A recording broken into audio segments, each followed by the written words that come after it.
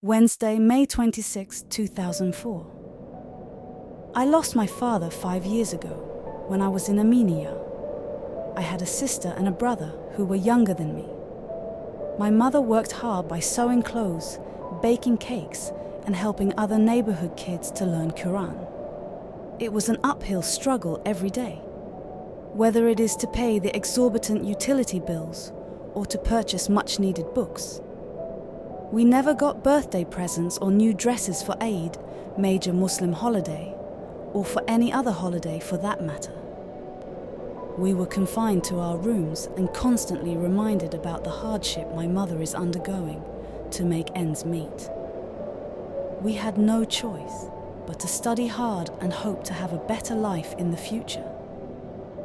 2 years ago, our life changed when my mother wrote a letter to Maumoon claiming that my Islam results at Armenia was not fair.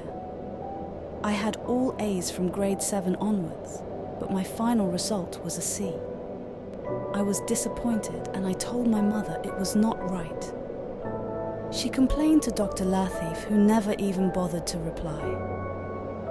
After a few days, my mom wrote a letter to Maumoon After 2 days, she was picked up by the police and taken to Ministry of Defense and National Security. She was questioned by one civilian staff and was told that her letter to the president contained inappropriate Divehi language, and such words are not suitable for His Excellency the President. My mother insisted that she be told those particular words so that she could withdraw them and apologize. They never told what those words, but instead kept her inside the NSS police headquarters overnight, while we three remained at home all alone, wondering what happened to our mom. We had no one else to help us or to provide us anything. My mother had the keys of her drawer, so we had no access to any money or anything. My mother was sent home after 2 days and placed under house arrest. During this time, she wrote again to Maumoon and told him how she was treated inside NSS.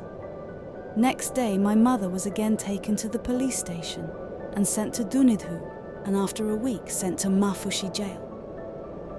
She was sent home after 30 days at Mafushi. During her detention, the police interrogated her several times. My mother was desperate to get home, so she was upset and angry why she was tortured and fondled by the interrogators. She was held with hardcore drug dealers and users and forced to smoke cigarettes by the police. She was asked for sexual favors to get a telephone call across to us. After she came home, she was released after 90 days under house arrest. We found her completely different. She started smoking, and numerous police officers visit her and spend hours with her in the room. All we were told were to shut up and keep quiet. Today, my mother is a drug user and forced to provide sex to police officers. Her life has changed completely.